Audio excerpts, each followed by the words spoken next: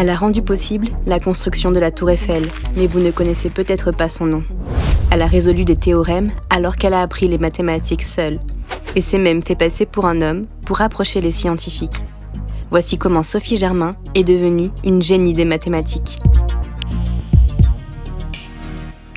Contre vents et marées et toute seule, Sophie Germain accède au monde des maths et crée des mathématiques. Adolescente pendant la Révolution française, Sophie Germain grandit à une époque où les filles reçoivent peu d'éducation, encore moins dans des matières scientifiques. Mais en explorant la bibliothèque de son père, elle tombe sur un livre qui va la bouleverser, un livre sur l'histoire des mathématiques.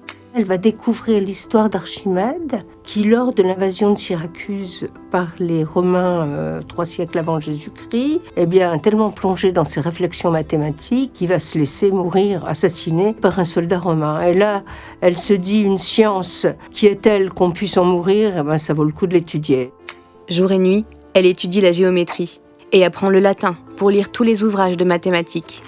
Elle perd l'appétit et le sommeil. Devant son obstination, sa famille finit par la soutenir. Mais pour Sophie, ce n'est pas suffisant. Elle se rend compte que ces livres, ils parlent des mathématiques du passé, pour cause c'est imprimé. Et elle voudrait connaître les mathématiques qui se font à l'époque. Et à l'époque, un centre important où sont enseignées les mathématiques par les mathématiciens, c'est ce qu'on appelle aujourd'hui l'école polytechnique. Dans cette école, il y a un enseignement dont on dirait qu'il est participatif aujourd'hui, c'est-à-dire que les étudiants sont sollicités à partir d'un bulletin à résoudre des problèmes et à faire des commentaires.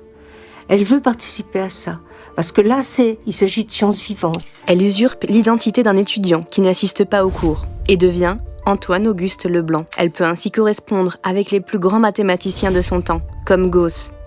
Elle propose de nouveaux outils pour démontrer des théorèmes, dont le théorème de Fermat. Au lieu de trouver la solution d'une équation, elle trouve une solution générale qui permet d'en résoudre plusieurs à la fois. Une avancée considérable pour la recherche mathématique. Ses notes sont remarquées par Lagrange, grand mathématicien, qui entame un échange épistolaire avec le brillant élève. Intrigué par tant de génie, il sollicite une rencontre. Donc elle est obligée de se présenter comme une femme qui utilisait le nom de Leblanc, et évidemment, elle est très inquiète de ça, mais Lagrange va être surpris, étonné, tout à fait positivement et admirativement qu'une femme émette une contribution mathématique de ce niveau-là. 1808, on montre à Napoléon une expérience consistant à dessiner des formes géométriques avec de la musique.